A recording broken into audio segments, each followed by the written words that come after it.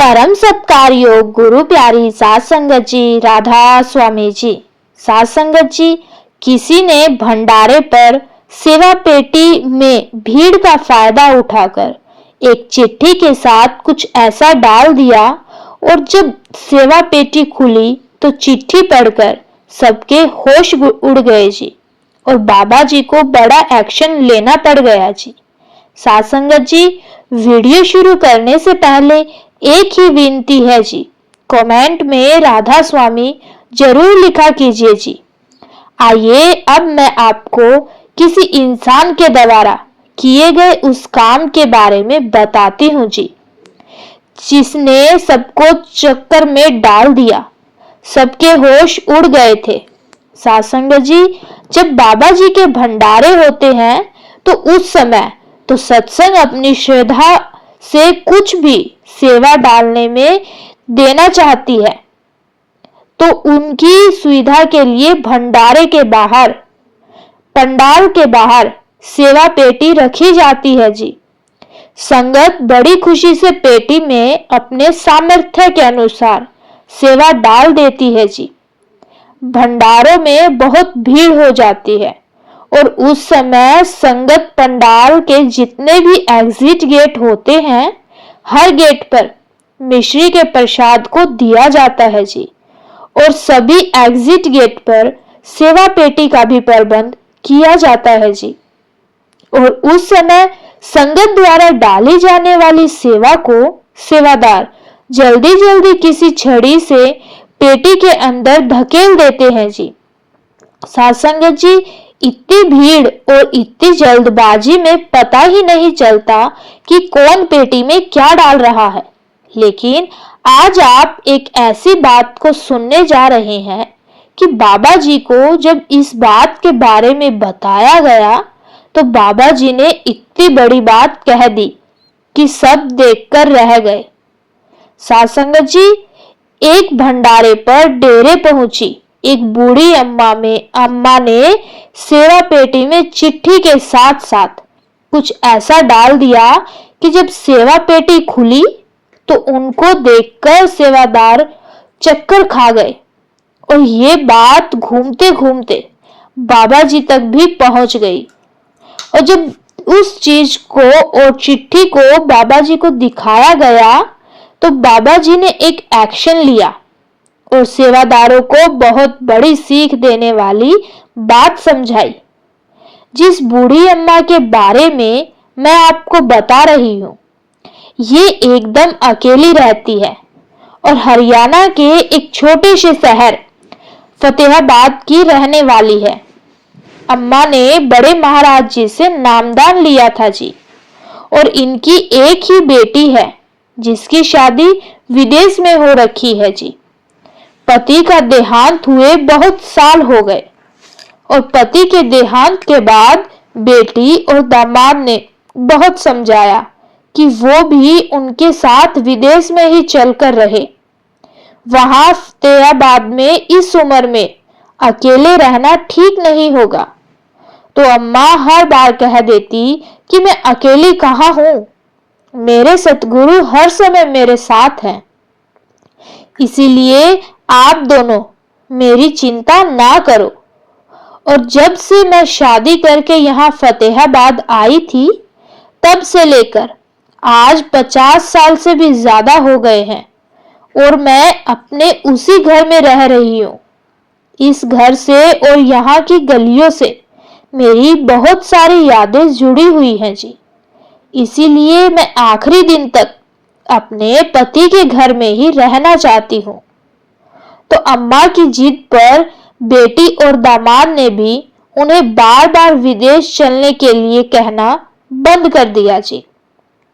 साल डेढ़ साल में बेटी और दामाद एक बार फतेहाबाद आ जाते हैं और 4-5 दिन रुककर फिर से वापस लौट जाते हैं जी। अम्मा ने अपने घर की पहली मंजिल पर बना कमरा किराए पर दे रखा है और बुढ़ापा पेंशन सरकार दे देती है जी, जिससे अम्मा का बहुत अच्छे से गुजारा हो जाता है जी। लेकिन सात संगत जी, अम्मा के साथ कुछ ऐसा होने वाला था कि अम्मा बहुत ही परेशान हो गई।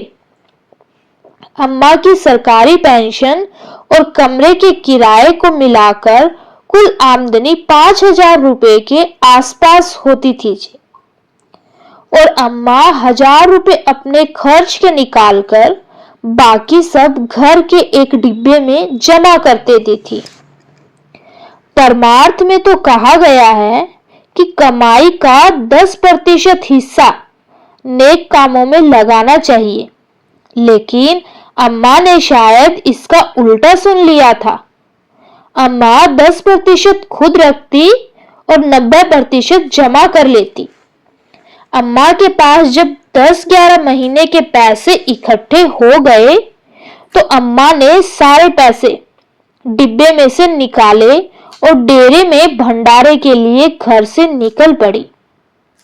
और अम्मा ने सारे पैसे अपने साथ उठा लिए, अपने बैग में डाल दिए और ट्रेन में बैठ गई जी। सफर लंबा था और अम्मा अकेली थी। और साथ संगत जी, आप तो जानते ही हो कि चोर उचक्के ऐसे लोगों को ही निशाना बनाते हैं जो बुढ़ापे और बूढ़े हो और अकेले हो। ट्रेन में अम्मा के साथ भी कुछ ऐसा ही हो गया। ट्रेन में अम्मा के साथ 2 औरतें और उनके बच्चे भी बैठे थे जी। तो अम्मा की उनसे बातचीत शुरू हो गई। जब अम्मा को उन पर विश्वास हो गया तो अम्मा ने अपने बैग को 2 मिनट के लिए उन औरतों के हवाले कर दिया और कहा कि मैं वॉशरूम तक जाकर आती हूँ, तब तक आप मेरे बैग का ध्यान रखना। लेकिन वो औरतें ठग थी और उनका काम यही था कि पहले सवारी का विश्वास जीतना और फिर चोरी या ठगी करना। जब अम्मा वापस आई तब तक वो औरतें अपना काम कर चुकी थी। उन्होंने अम्मा के बैग में से डेरे में सेवा देने वाले सारे पैसे निकाल लिए थे और अम्मा को इस बात की कोई खबर ना हुई। फिर अकेले स्टेशन पर औरतें अपने बच्चे के साथ उतर गई और उनके जाने के बाद अम्मा ने अपने बैग में से रुमाल निकालने के लिए बैग खोला तो अम्मा की नजर बैग के अंदर बनी उस पॉकेट पर पड़ गई जहां उसने पैसे रखे थे जी। लेकिन वहां अब एक भी रुपया नहीं था। ये देखकर अम्मा के होश उड़ गए। अम्मा बहुत परेशान हो गई।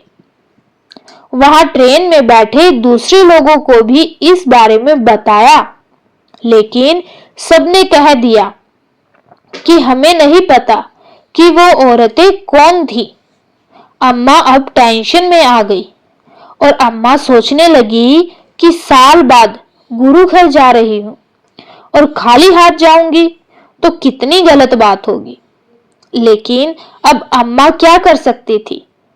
फिर अम्मा ने कुछ देर सोचने के बाद मन बनाया कि उसने अपने खुद के आने और जाने के थोड़े बहुत खर्च के जो पैसे अपने कुर्ते की जेब में रखे हुए थे, उन पैसों को वहां सेवा में डाल देगी।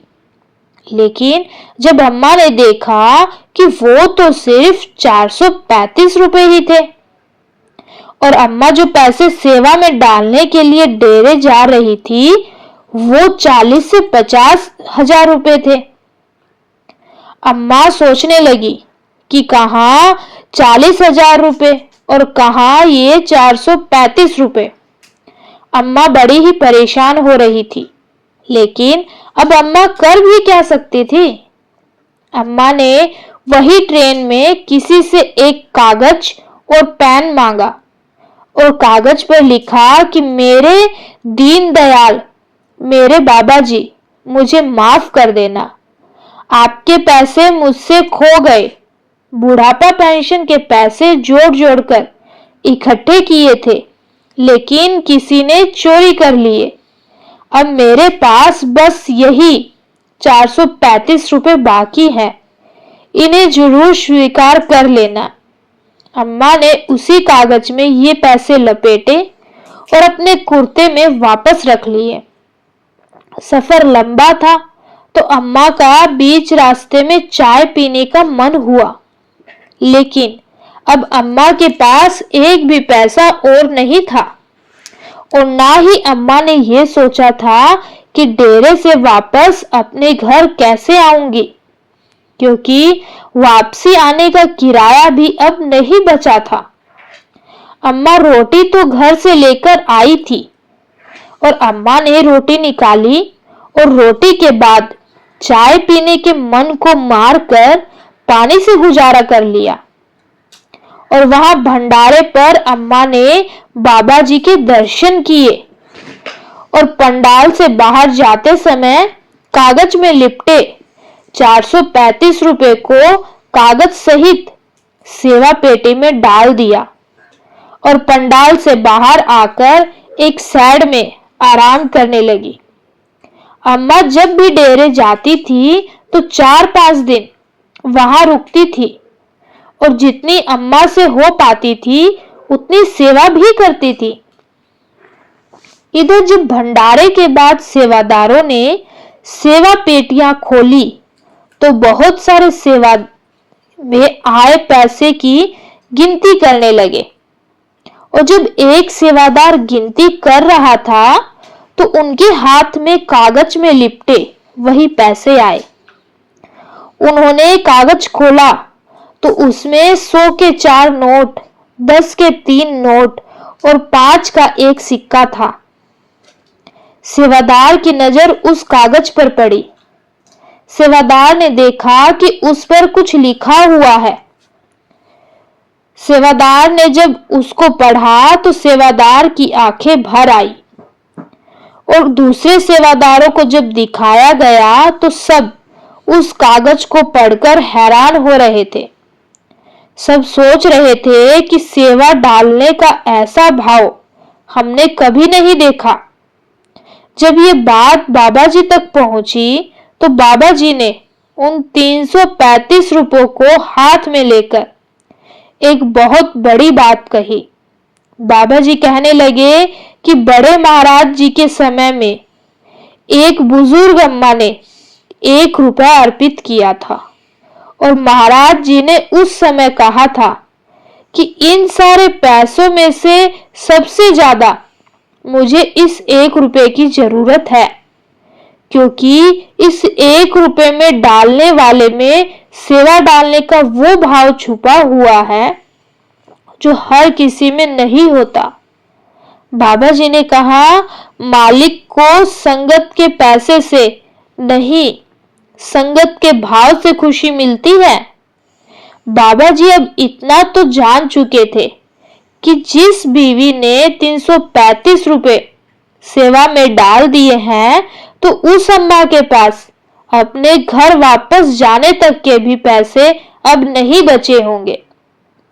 तो बाबा जी ने अपने एक सेवादार को उसी साइड में भेजा जिस साइड में वो अम्मा रुकी हुई थी। सेवादार ने वहां जाकर ये नहीं बताया कि उसको बाबा जी ने भेजा है, क्योंकि बाबा जी ने उसको ऐसा बताने से मना कर दिया था। सेवादार ने वहां अम्मा के सामने खुद को संगत बताया और वहां जाकर साइड में बैठी संगत से जानबूझकर पूछने लगा कि जे मेरे पास गाड़ी है और मैं फतेहाबाद से आया हूं, मेरी गाड़ी में एक सीट खाली है, तो मैंने सोचा कि संगत की सेवा ही क्यों ना कर दूं।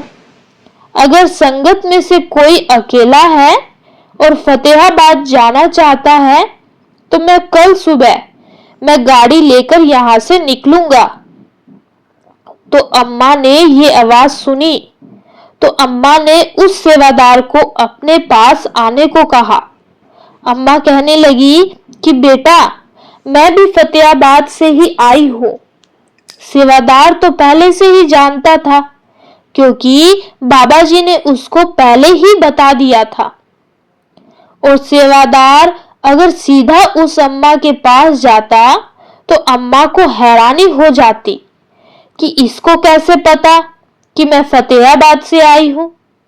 इसीलिए सेवादार ने अम्मा के आसपास बैठी संगत के बीच जोर से आवाज लगाकर वो बात पूछी।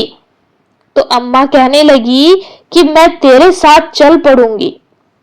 तो सेवादार कहने लगा कि ठीक है माताजी, आप कल सुबह 6 बजे गाड़ी के पास पहुंच जाना। साथ संगत जी, बाबा जी ने उस गाड़ी को स्पेशल उस अम्मा के लिए चलवाया और बीच रास्ते में उतरने वाली संगत भी उस गाड़ी में बैठ गई। रास्ते में सेवादार ने चुपके से अम्मा के बैग में कुछ पैसे भी डाल दिए, जिससे कि अम्मा जब फतेहाबाद अपने घर पहुंच जाए तो उसको कोई परेशानी ना हो। सेवादार ने उस गाड़ी में बैठी दूसरी संगत को और अम्मा को उसके घर छोड़ दिया और वापस लौट आया। साथ संगत जी, हम कई बार सोचकर बैठ जाते हैं कि बाबा जी को शायद हमारी कोई परवाह ही नहीं है और हम हमेशा गलत सोचते हैं। जैसे एक माता पिता को अपने बच्चों की बहुत चिंता होती है, बहुत परवाह होती है, बिल्कुल वैसे ही बाबा जी सारी संगत के माता और पिता हैं। फर्क सिर्फ इतना है कि हमारे माता पिता का किया हम देख सकते हैं, लेकिन बाबा जी अपनी संगत के लिए बहुत कुछ करने के बाद भी अपना नाम आने कभी नहीं देते और गुरुओं की इसी अच्छी और बड़ी सोच के बाद भी कुछ ऐसे लोग हैं दुनिया में जो ना जाने गुरुओं के लिए अपने मन में कितना जहर लिए घूमते हैं। साथ संगत जी, अब मैं आपको एक और बात के बारे में बताती हूँ जी। इस दुनिया में हर तरह के लोग होते हैं। आज ऐसे ही कुछ लोगों की मानसिकता के बारे में मैं आपको बताने जा रही हूँ, जो अक्सर परमार्थी वीडियो को कमेंट करते रहते हैं और इस तरह की मानसिकता वाले लोग संगत के साथ बहस करते हुए भी आपको मिल जाएंगे जी। उनका काम होता है गुरुओं को हर हाल में बदनाम करना, उनकी बुराई करना। उन लोगों से अपील है कि अगर उनके लिए गुरु कुछ नहीं है तो वो गुरु को एक आम इंसान समझ सकते हैं, ये उनकी अपनी चॉइस है। लेकिन गुरुओं की बुराई करके वो अपनी नेगेटिव मानसिकता का परिचय कराते हैं। बाबा जी से एक लड़की ने एक दिन सवाल पूछा था कि बाबा जी, मेरे कुछ जान पहचान वाले आपको बहुत भला बुरा कहते हैं। तो बाबा जी ने उस लड़की को समझाया था, बेटा मुझे गलत कहते हैं ना, तो तुझे क्यों बुरा लगता है। तो लड़की का जवाब था कि बाबा जी, जब कोई मेरे बाप को बुरा कहेगा तो मुझे तो बुरा लगेगा ना। इस बात पर बाबा जी ने समझाया था कि बेटा, जब वो बुरा कहते हैं तो आप रिएक्ट करते हो और आपके रिएक्ट करने से उनको खुशी मिलती है। जब आप उनके बोलने से रिएक्ट करना छोड़ दोगे तो वो अपने आप ही चुप हो जाएंगे।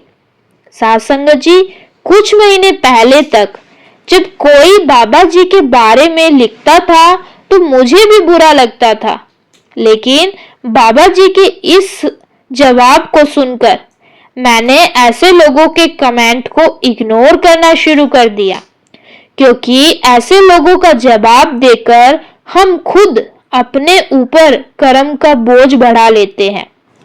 और ऐसे लोग नेगेटिव कमेंट इसीलिए करते हैं कि जिससे कि उस कमेंट को पढ़कर दूसरी संगत भी विचलित हो सके। लेकिन वो लोग ये नहीं जानते कि सोशल मीडिया पर एक स्पेशल सुविधा होती है, जो क्रिएटर उस सुविधा का यूज करके उनके वीडियो पर आने वाले नेगेटिव कमेंट अपने आप ही पोस्ट होते ही गायब हो जाते हैं और उसको संगत में से कोई दूसरा नहीं पढ़ सकता। इसीलिए ऐसे मानसिकता वाले लोग नेगेटिव बात लिखकर अपना टाइम व्यर्थ ना करें। साथ संगत जी, इसी के साथ आपसे विदा लेती हूँ।